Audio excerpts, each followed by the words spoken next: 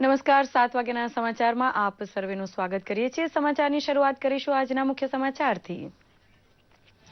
ધરમપુરના આદિવાસી ક્ષેત્રમાં બનેલી આધુનિક વિજ્ઞાન કોલેજનો પ્રારંભ કરાવતા મુખ્યમંત્રી શ્રીમદ રાજચંદ્ર વિદ્યાપીઠ દ્વારા વિજ્ઞાન કોલેજ શરૂ કરાતા 228 આદિવાસી ગામડાના વિદ્યાર્થીઓને મળી વૈજ્ઞાનિક શિક્ષણની સગવડ।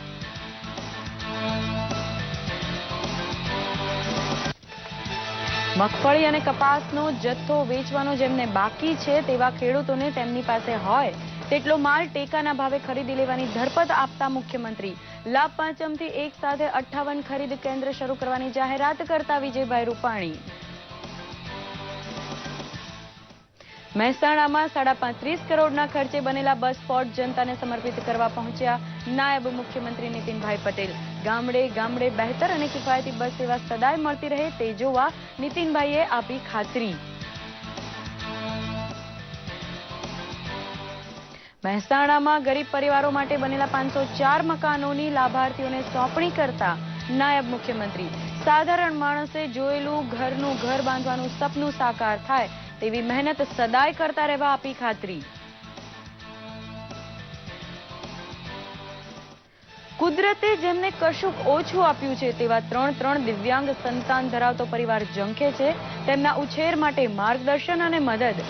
સૌરાષ્ટ્રના સૂત્રાપાડા તાલુકામાં ગાગેથા ગામે વસતા હરિભાઈ જાદવને મદદરૂપ બનવા સ્થાનિક ધારાસભ્યએ આપી ખાતરી। વાક બારસથી દિવાળી પર્વનો પ્રારંભ થતા છેલ્લી ઘડીની ખરીદીમાં પરોવાયું ગુજરાત। મીઠાઈ, કપડાં અને ફટાકડા ઉપર પોતપોતાને પરવડે તેટલો ખર્ચ કરી સૌ કોઈ ઉજવશે દિવાળી।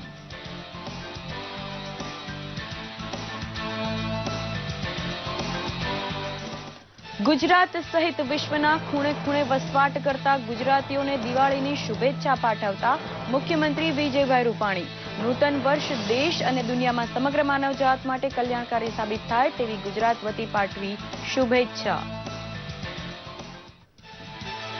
સરહદના રખેવાળને દિવાળી મુબારક કહેવા માટે સોશિયલ મીડિયામાં શરૂ થયો છે દેશભક્તિનો ટ્રેન્ડ। સૈનિકને શુભેચ્છા આપી દેશ તેની પડખે ઊભો હોવાનો અહેસાસ કરાવવા પ્રધાનમંત્રીએ કરેલી અપીલને મળી શાનદાર કામયાબી। અને પાકિસ્તાની રાજદૂતાવાસનો કર્મચારી જાસૂસીમાં પકડાતા 48 કલાકમાં ભારત છોડી દેવા કરાયું ફરમાન। રાજસ્થાનમાં નાગોર જઈ દિલ્હી પોલીસે 2 દેશદ્રોહી ઝડપતા બહાર આવ્યું જાસૂસી કૌભાંડ।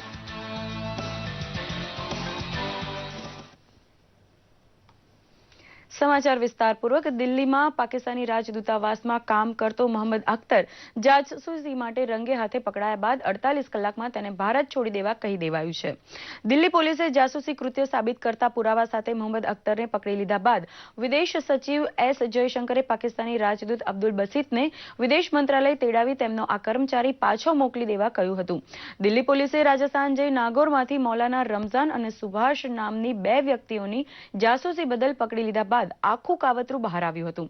આ બંને વ્યક્તિઓ રાજસ્થાન સરહદે બીએસએફની હિલચાલ વિશેની માહિતી આઈએસઆઈ માટે દિલ્હીમાં બેઠેલા મોહમ્મદ અખ્તરને આપતા હોવાનું પોલીસે કહ્યું હતું। દિલ્હીના પાકિસ્તાની રાજદૂતાવાસના વિઝા વિભાગના કર્મચારી તરીકે ભારત આવેલો મોહમ્મદ અખ્તર અગાઉ પાકિસ્તાની લશ્કરની બલુચ રેજિમેન્ટમાં હવાલદાર હતો જેને આઈએસઆઈએ તૈયાર કરી ભારત મોકલ્યો હોવાનું ખુલ્યું છે। મોદી મંત્રીમંડળમાં આર્થિક બાબતો માટે રચાયેલી કેબિનેટ કમિટીની આજે મળેલી બેઠકમાં મહત્વના અનેક આર્થિક નિર્ણય લેવાયા હતા જેમાં કેન્દ્ર સરકારના કર્મચારીઓને મળવાપાત્ર મોંઘવારી ભથ્થામાં 2% વધારો કરવાનો નિર્ણય લેવાયો હતો। બાગાયતી ખેતીને ઉત્તેજન આપવા માટે જમ્મુ કાશ્મીરને 500 કરોડ રૂપિયાનું પ્રધાનમંત્રી પેકેજ મંજૂર કરાયું છે। ઓડિશાના બહેરામપુરમાં આઈઆઈએસઈઆર સંસ્થા ખોલવાની મંજૂરી અપાઈ છે। ડિજિટલ ઇન્ડિયા કાર્યક્રમ હેઠળ નેશનલ એકેડેમી ડિપોઝિટરીની સ્થાપના કરવાનો પણ નિર્ણય થયો છે। વલસાડ જિલ્લામાં ધરમપુર નજીક કરંજવેરી ગામે વિજ્ઞાન કોલેજને ખુલ્લી મૂકવા માટે મુખ્યમંત્રી વિજયભાઈ રૂપાણી પહોંચ્યા ત્યારે ગામડે ગામડેથી આવેલા આદિવાસી વિદ્યાર્થી ત્યાં હાજર હતા। શ્રીમદ રાજચંદ્ર વિદ્યાપીઠ દ્વારા આ કોલેજ શરૂ થતા ડાંગના જંગલ વિસ્તારમાં આવેલા 238 ગામડાના વિદ્યાર્થીઓને વિજ્ઞાન શિક્ષણ લેવાની તક મળી છે। છેવાડાના માનવી સુધી શિક્ષણ, આરોગ્ય અને રોજગારી પહોંચાડવા માટે ભાજપ સરકાર પ્રતિબદ્ધ હોવાનું મુખ્યમંત્રીએ કહ્યું હતું। મગફળી અને કપાસનો બજાર ભાવ માર્કેટ યાર્ડમાં ઘટ્યો હોવાથી ટેકાના ભાવે ખેડૂત પાસે હોય તેટલો માલ ખરીદી લેવાય તેવા 58 કેન્દ્ર લાભ પાંચમથી શરૂ થશે તેવી જાહેરાત મુખ્યમંત્રીએ આ પ્રસંગે કરી હતી। ખેડૂતોએ માગ્યા પહેલા રાજ્ય સરકારે ટેકાનો ભાવ જાહેર કર્યો છે. લાભ પાંચમથી 58 કેન્દ્રોમાં મગફળીઓની ખરીદી કરશે અને ટેકાના ભાવથી સરકાર. મહેસાણામાં 35.5 કરોડના ખર્ચે બનેલા બસ સ્પોટનું લોકાર્પણ નાયબ મુખ્યમંત્રી નીતિનભાઈ પટેલના વરદ હસ્તે સંપન્ન થતા ઉત્તર ગુજરાતને નમૂનેદાર બસ સ્ટેશન પ્રાપ્ત થયું છે. હવાઈ મથકની બરોબરી કરે તેવો ચમકદાર દેખાવ અને મુસાફર જનતા માટે આધુનિક સગવડ ધરાવતા આ બસ સ્પોટમાં હોટલ, રેસ્ટરૂમ, શોપિંગ મોલ જેવી વ્યવસ્થા ઊભી કરાઈ છે. ભવિષ્યમાં મલ્ટીપ્લેક્સ પણ આ પરિસરમાં ખોલવાની યોજના એસટી નિગમે ઘડી છે. ઉત્તર ગુજરાતના અર્થતંત્રમાં મહેસાણાનું મહત્વ સમજાવતા નાયબ મુખ્યમંત્રી નીતિનભાઈ પટેલે કહ્યું હતું કે ગામડે ગામડે પહોંચતી એસટી બસ ખરેખર તો એવી ગ્રામીણ જીવન રેખા છે જેના આધારે છેવાડાનો માણસ બહારની દુનિયા સાથે જોડાય છે.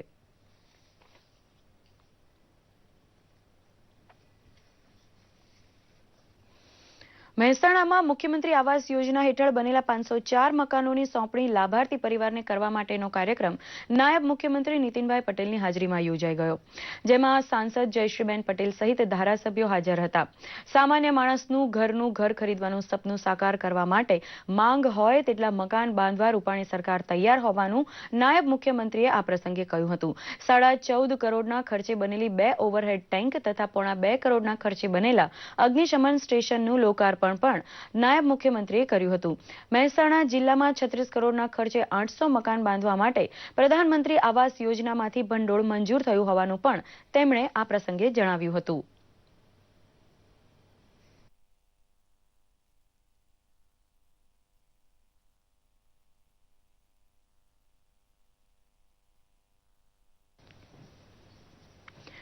પ્રધાનમંત્રી નરેન્દ્ર મોદી જ્યારે દેશના વિકલાંગોની વહારે આવ્યા છે ત્યારે તેને જોતા ગીર સોમનાથના એક પરિવારને પણ મદદની આશા જાગી છે. ગીર સોમનાથ જિલ્લાના સૂત્રાપાડા તાલુકાના ગાગેથા ગામમાં 11 સભ્યોના પરિવારના 3 બાળકો જન્મજાત વિકલાંગ છે ત્યારે આ પરિવારને આશા જાગી છે કે રાજ્ય અને કેન્દ્ર સરકાર તેમની મદદ કરશે. હાલ આ પરિવાર પાસે 4 વીઘા જમીન છે અને તેમાંથી 3 વીઘા જમીન પરિવારના ભરણ પોષણ માટે ગીરવે મૂકી છે. પરિવારના મોભી હરિભાઈ મજૂરી કરી ઘરનું ગુજરાન ચલાવે છે. પરિવારને આશા છે કે વિકલાંગ બાળકોની સારવાર માટે સરકાર મદદ કરે. બીજી તરફ આ પરિવારની વ્યથા અંગે જ્યારે સૂત્રાપાડાના ધારાસભ્ય ગોવિંદભાઈ પરમારને પૂછવામાં આવ્યું ત્યારે તેમણે પણ બનતી તમામ અને ત્વરિત મદદ કરવાનું આશ્વાસન આપ્યું છે.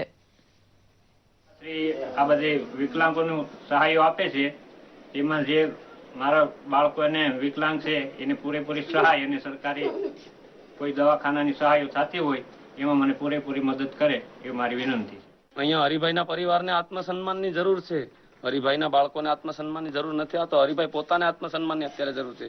એવી સ્થિતિ, કપરી સ્થિતિમાં હરિભાઈ અત્યારે છે કે અત્યારે એની પાસે જે 2-4 વીઘા જમીન હતી એમાં પણ 2-3 વીઘા જમીન છે એ ગીરવે મુકાઈ ગઈ હોય બાળકોના ભરણ પોષણ માટે અને સતત બાળકોના સ્વાસ્થ્ય માટે અને એના આરોગ્ય માટે એક ધારા ઝંખતા હોય ને ખેતી કામ કંઈ કરી ન શકતા હોય. આજે મારી પાસે આપશ્રીએ રજૂઆત કરી છે. પરિવાર તરફથી કોઈ રજૂઆત નથી, છતાં પણ આ વિસ્તારના ભારતીય જનતા પાર્ટીના કાર્યકર તરીકે આજે જ હું મારી રજૂઆત કલેક્ટરશ્રી, મુખ્યમંત્રીશ્રી અને વડાપ્રધાનશ્રીને પણ મારી પત્ર લખી અને આ ગરીબ પરિવારને ઉપયોગી થઈ શકાય તે માટેની હું માગણી કરીશ. માનવ જાતને નિરામય આરોગ્યનું વરદાન આપતા ભગવાન ધન્વંતરીનું મહાપૂજન ધનતેરસને દિવસે કરવાની પરંપરા અનાદિકાળથી ચાલી આવે છે. આયુર્વેદ અને યોગનો પ્રાચીન વારસો આખી દુનિયાને ફાયદો આપે તેવી જહેમત પ્રધાનમંત્રી મોદીએ ઉપાડી છે. આ દિવાળીથી ધનતેરસની ઉજવણી રાષ્ટ્રીય આયુર્વેદ દિવસ તરીકે કરવાની જાહેરાત થતા દિવાળીના તહેવારમાં ઉજવણીને નવું કારણ મળ્યું છે. આયુર્વેદ ભારતનું પ્રાચીન જીવન વિજ્ઞાન છે. આધુનિક સમયમાં અનેક એવી બીમારીઓ છે જેનો ઈલાજ મેડિકલ સાયન્સ પાસે ઉપલબ્ધ નથી. આવા સમયમાં ભારતીય સંસ્કૃતિની ધરોહર કહેવાતું આયુર્વેદ લોકોને નિરોગી અને તંદુરસ્ત રાખવા માટે ખૂબ જ ઉપયોગી બની રહે છે. ત્યારે આયુર્વેદને પ્રોત્સાહન મળે તે માટે ભારત સરકારના આયુષ મંત્રાલય દ્વારા દર વર્ષે ધનતેરસના દિવસને રાષ્ટ્રીય આયુર્વેદ દિવસ તરીકે ઉજવવાની જાહેરાત કરવામાં આવી છે. ત્યારે આ વર્ષે 28 ઓક્ટોબરના રોજ આ દિવસની ઉજવણી કરવામાં આવશે. ભારત સરકારે જ્યારે આયુર્વેદ દિવસ જાહેર કર્યો છે ત્યારે આપણે એક સુંદર શરૂઆત કરી આયુર્વેદ દિવસની, અને એ આપણે એક દિવસ માટે કરી શકીએ, અઠવાડિયા માટે અથવા આખા વર્ષ માટે થોડો સમય આયુર્વેદને આપણે અનુસરણ કરીએ અને એના ફાયદાઓ લઈએ. આજે આપણે ચિકનગુનિયા, મલેરિયા, ડેન્ગ્યુ આ બધા રોગોથી ખૂબ પીડાઈએ છીએ, સ્વાઇન ફ્લૂ જેવા ઇન્ફેક્શન્સ થાય છે. પણ એ થાય છે શું કામ? કારણ કે રોગ પ્રતિકારક શક્તિ, જેને અમે આયુર્વેદમાં બલ કહીએ છીએ, એ ઓછું થાય છે અને એના કારણે આપણી ધીરે ધીરે રોગો સામે અથવા તો વાયરસ સામે લડવાની ક્ષમતા ઓછી થાય. આયુર્વેદમાં એવા રસાયણ તત્વો છે, એવા દ્રવ્યો છે કે જે આપણને એનાથી બચાવી શકે છે, જેમ કે ગળો છે, તુલસી છે, આદુ છે, ફુદીનો છે. આ બધા દ્રવ્યોનો નિત્ય ઉપયોગ કરવામાં આવે તો આપણે એનાથી બચી શકીએ છીએ. મને આજથી 1 વર્ષ પહેલાં પેશન્ટ જોતી હતી, એમાં સ્ટ્રેસ રહેતો હતો, ઘરનું બધું મેનેજમેન્ટ કરીએ એમાં પણ સ્ટ્રેસ હતો, એટલે થોડો અનિદ્રાનો પ્રોબ્લેમ રહેતો હતો. મેં હેતલબેન પાસે શિરોધારાની ટ્રીટમેન્ટ લીધી. ટ્રીટમેન્ટ લીધા પછી મને મારું મન એકદમ શાંત થઈ ગયું, નીંદર સરસ આવે છે અને મન પણ પ્રફુલ્લિત રહેવા માંડ્યું. અને સાથે સાથે મેં સમર્પણ મેડિટેશન કર્યું, એનાથી મને ઘણો ફાયદો લાગે છે. આજે આયુર્વેદ એક સજીવ જ્ઞાન છે જે ભગવાન ધન્વંતરી દ્વારા વિવિધ ઋષિઓએ ગ્રહણ કર્યું અને આજ સુધી પહોંચ્યું છે. આ દિવસે વૈદ્યો ધન્વંતરી પૂજા કરીને સર્વના સ્વાસ્થ્યની કામના કરે છે. આયુષ મંત્રાલય દ્વારા આ વર્ષે રાષ્ટ્રીય આયુર્વેદ દિવસની theme Ayurveda prevention and control of diabetes આપવામાં આવી છે. ત્યારે વિદેશોમાં આયુર્વેદનું પ્રતિનિધિત્વ કરતા અને રાષ્ટ્રપતિ દ્વારા સન્માનિત રાજકોટના ડોક્ટર હેતલ આચાર્યએ પણ રાજકોટમાં સેમિનાર અને ધન્વંતરી પૂજાનું આયોજન કર્યું છે.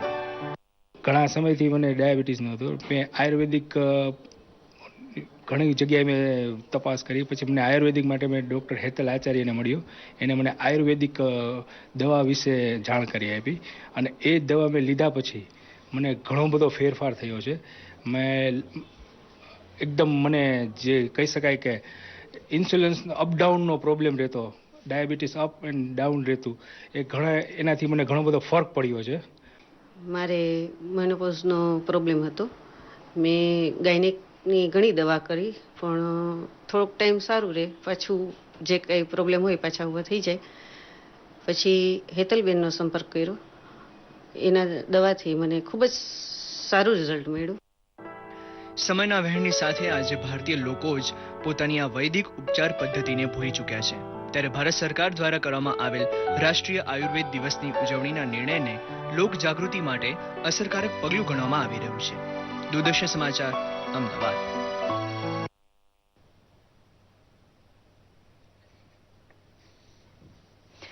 આજે આસોવદ બારસ એટલે કે વાઘ બારસ.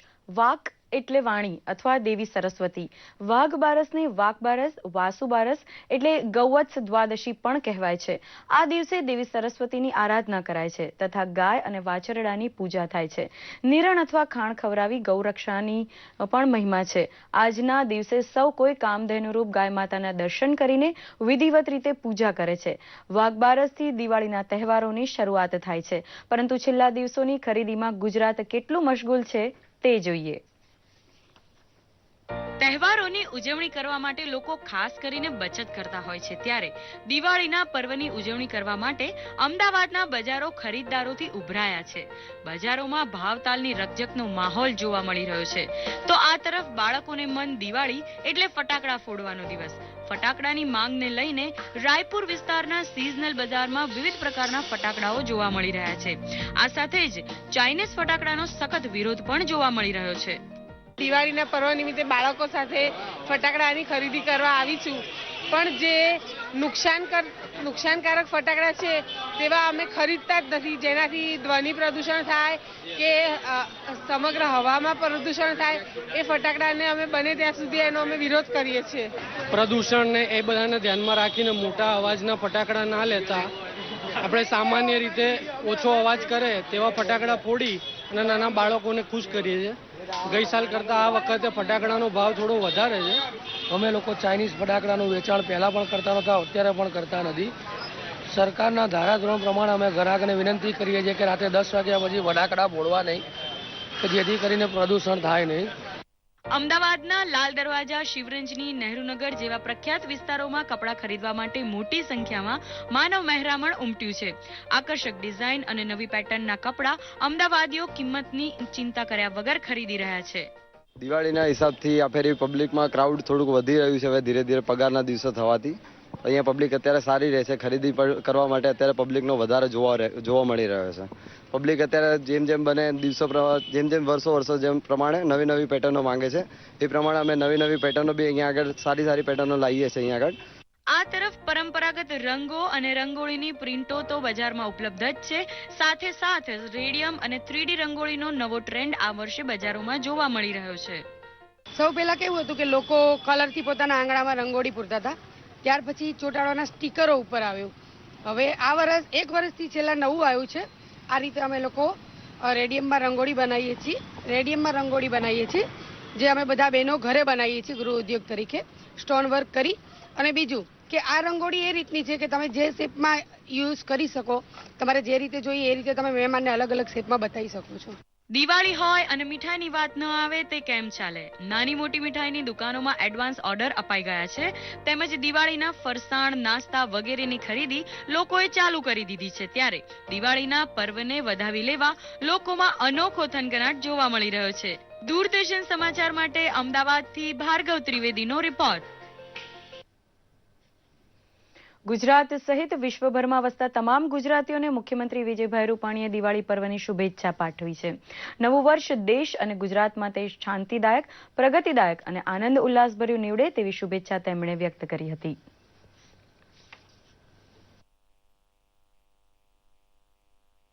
ગુજરાતની સમગ્ર જનતાને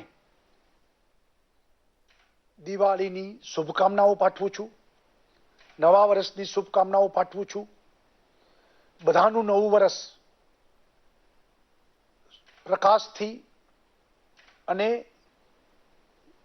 જે કાંઈ સપનાઓ છે એ પરિપૂર્ણ થાય એવું ભરપૂર બની રહે. સાથે ઈશ્વર બધાની મનોકામનાઓ પણ પૂર્ણ કરે.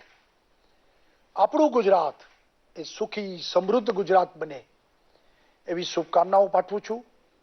નવા વર્ષમાં આવો સંકલ્પ કરીએ, 6.5 કરોડ ગુજરાતીઓ એક બને, સંગઠિત થાય, સામાજિક સમરસતા વધુ ગાઢ બને અને આપણે સૌ સમાજ વચ્ચે કોઈ કટુતા ઉત્પન્ન ન થાય એવો સંકલ્પ કરીએ અને એના આધાર ઉપર ગુજરાતની પ્રગતિને ચરમસીમાએ પહોંચાડીએ. એ જ આ વખતનો નવા વર્ષનો સંકલ્પ બનાવી અને આપણું ગુજરાત આગવું ગુજરાત બની રહે એવી બધાને શુભકામના. પ્રકાશના પર્વ એવા દીપાવલીના તહેવારની શરૂઆત થઈ ગઈ છે. લક્ષ્મીજીને આવકારવા અને મહેમાનોના સ્વાગત માટે જાતની રંગોળીઓ આંગણામાં પુરાતી હોય છે. અમદાવાદ શહેરમાં ખાડિયા વિસ્તારમાં આવેલા હેરિટેજ હાઉસમાં દર વર્ષની જેમ આ વર્ષે પણ ટુરિઝમની થીમ ઉપર એક સુંદર રંગોળી બનાવવામાં આવી છે. આ રંગોળી 11x6 ફૂટની છે. અતિથિ દેવો ભવના થીમ પર ગુજરાતના પ્રવાસનને વેગ આપવાના હેતુથી આ ભવ્ય રંગોળી તૈયાર કરવામાં આવી છે. હેરિટેજ હાઉસમાં રહેતા જગદીશભાઈ મહેતાનું કહેવું છે કે અમારે ત્યાં રંગોળીની પરંપરા અમારા હેરિટેજ મકાનના વારસા સાથે જોડાયેલી છે. રંગોળીમાં વપરાતું રંગ નિયોજનનો ઉલ્લેખ પ્રાચીન ધર્મગ્રંથમાં પણ છે. ટુરિઝમ વધે માટે ટુરિઝમ ઉપર અમે આ વખતે રંગોળી કરી, જેમાં ગુજરાત ટુરિઝમનો લોગો બતાવ્યો છે. તે ઉપરાંત અતિથિ દેવો ભવ, તેમ ઉપરાંત અમને હાલમાં બેસ્ટ હોમસ્ટેનો એવોર્ડ મળેલો છે, બેસ્ટ હોમસ્ટે ઇન ગુજરાતનો, એ પણ અમે બતાવેલો છે, જે આપ જોઈ શકો છો. લાસ્ટ યર અમે સ્વચ્છતા અભિયાન ઉપરનું આખું થીમ લીધેલી, એટલે લગભગ 2004થી અમે આ પરંપરા ચાલુ રાખી છે.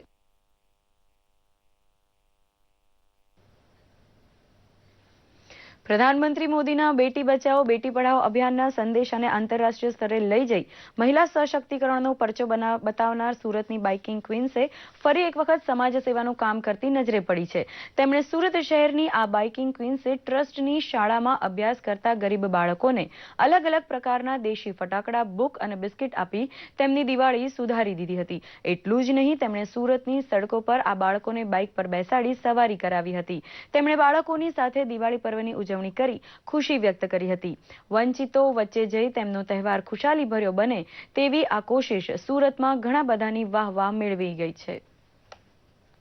हम आज यहाँ पे इसीलिए आए कि हम जैसे दिवाली मनाते हैं और हम जैसे हमारे घर पे खुश रहते हैं, वहाँ मतलब उसी तरह यहाँ के भी बच्चों को हमें देख के बहुत खुशी मिली और इनको देख के हम बहुत ज़्यादा खुश है, बहुत ज़्यादा. જ્યારે અમે લોકો કેટલા દિવસથી ઘણી બધી વસ્તીઓમાં ને બધા જતા હતા ત્યારે અમને ખ્યાલ આવ્યો કે છોકરાઓ ખાલી આતુરતાથી ફટાકડાઓની, સ્વીટ્સની, કેકની રાહ જોતા હોય છે અને જ્યારે આપણા બાળકો આટલી બધી મોજ શોખથી જો દિવાળી મનાવતા હોય તો મારો આજે ધ્યેય છે કે અમે અમારી સાથે અમારા બાળકોને બી લઈને આવ્યા છે કે એ આજે સ્વીટ્સનું આ લોકો સાથે શેરિંગ કરે, ફટાકડાનું શેરિંગ કરે, એ શેરિંગની સાથે સાથે એડ્યુકેશન બુક્સથી માંડીને બધું જ શેરિંગ કરે તો આજે એ લોકોને બી શીખવા મળે છે ને એની સાથે સાથે અમને બી લાગે છે કે દિવાળીનો આ પર્વ અમે આજે ખાલી ઘરવાળાઓને નહીં, અમારે જ્યાં જરૂર છે એ લોકો સાથે અમે મનાવ્યો. ગીર સોમનાથથી 22 કિલોમીટર દૂર આવેલા જમજીર ધોધમાં સર્જાયેલી દુર્ઘટના આજે પણ રાજ્યની જનતાના માનસ પટ પરથી વિસરી નથી. ત્યારે આવી કોઈ દુર્ઘટનાનું પુનરાવર્તન ન થાય તે માટે તહેવારના સમયમાં તંત્ર સજાગ થયું છે. કેવી તૈયારી કરવામાં આવી છે તંત્ર દ્વારા, આવો જોઈએ અમારા ખાસ અહેવાલમાં.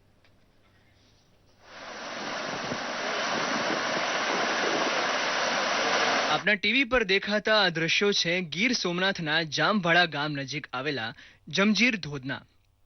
જોવામાં તો આ ધોધ રમણીય લાગે છે, પણ આ ધોધનો ઇતિહાસ ચોંકાવનારો છે. સ્થાનિક લોકો આ ધોધને મોતના ધોધથી ઓળખે છે.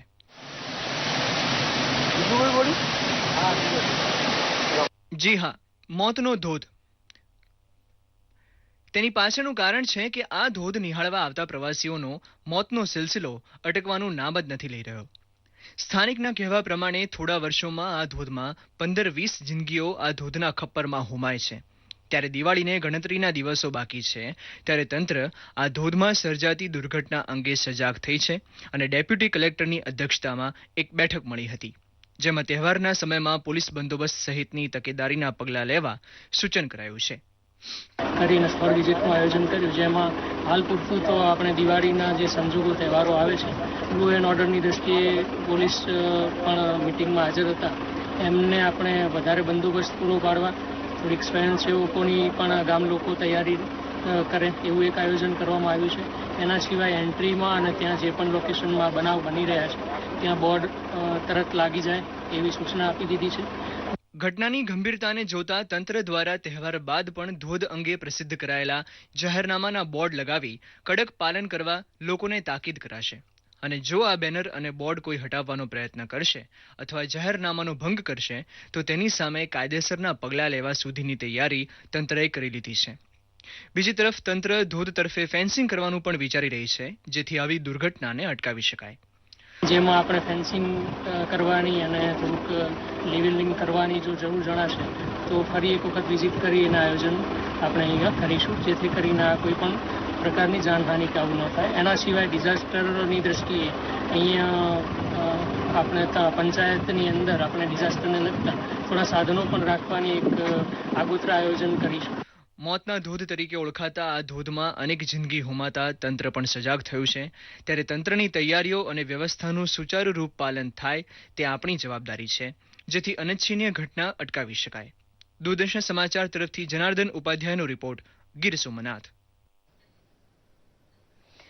પ્રધાનમંત્રી નરેન્દ્ર મોદીની અપીલ બાદ દેશવાસીઓ લાખો ટ્વીટ કરી સેનાના જવાનોને દિવાળીની શુભેચ્છાઓ આપી રહ્યા છે. સામાન્ય માણસથી લઈ રાજનેતાઓ, અભિનેતા અને ગાયક કલાકારોએ પણ સેનાને સંદેશાઓ મોકલી રહ્યા છે. આવો જોઈએ સેનાને દિવાળીની શુભેચ્છા મોકલેલા ખાસ સંદેશાઓ.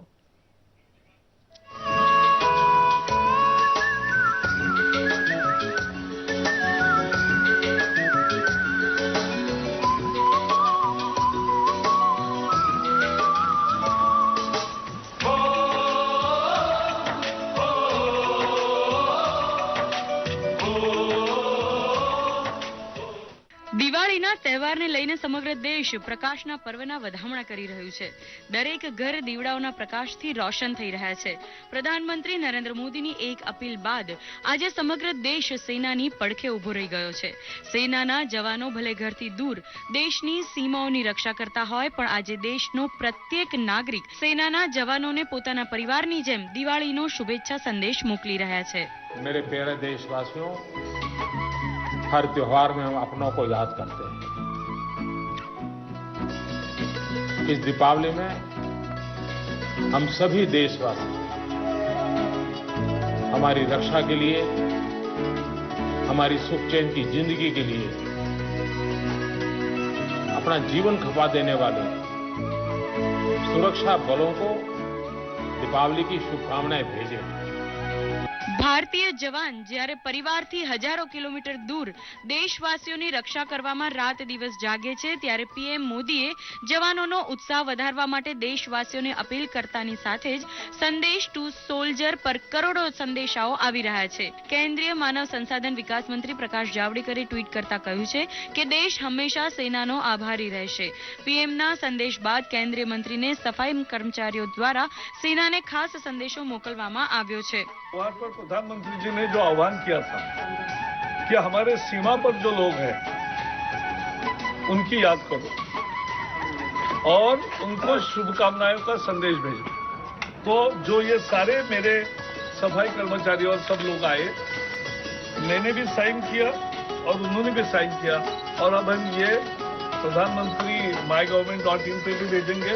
ફિલ્મી ક્ષેત્રે દબંગની ભૂમિકા ભજવી ચૂકેલા સલમાન ખાને સેનાના જવાનોને રિયલ હીરો ગણાવ્યા છે. સલમાને દેશના વીર જવાનોને દિવાળીની શુભકામના પાઠવતું ટ્વીટ કર્યું છે. મિસ્ટર પરફેક્શનિસ્ટ તરીકે ઓળખાતા આમિર ખાને પણ પીએમ મોદીની પ્રશંસા કરી છે. આમિર ખાને પીએમ મોદીના આ અભિયાનને અદ્ભુત ગણાવ્યું છે. આ સાથે જ કહ્યું છે કે દેશની 125 કરોડની જનતા સેનાને ચાહે છે. હંમેશા સેનાની કામગીરીની પ્રશંસા કરનાર અને ખેલાડીના ખ્યાતનામથી ઓળખાતા અક્ષય કુમારે પણ ખાસ વિડીયો પોતાના ટ્વીટ પર અપલોડ કર્યો છે.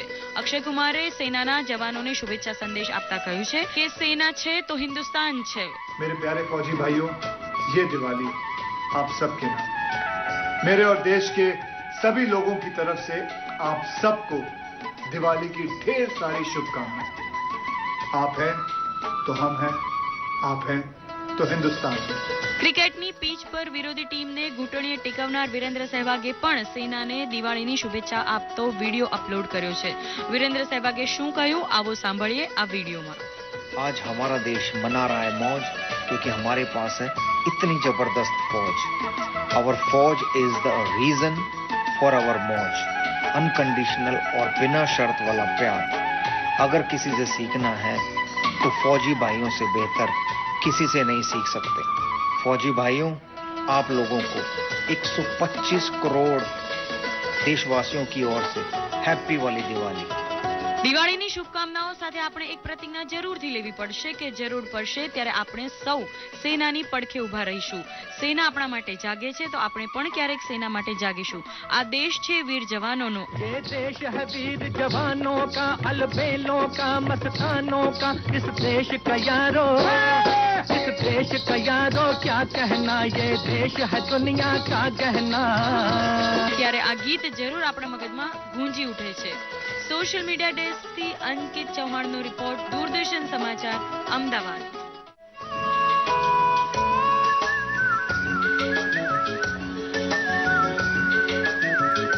અત્યારે આ સમાચાર બુલેટિન અહીં સંપન્ન કરી રહ્યા છીએ. નમસ્કાર.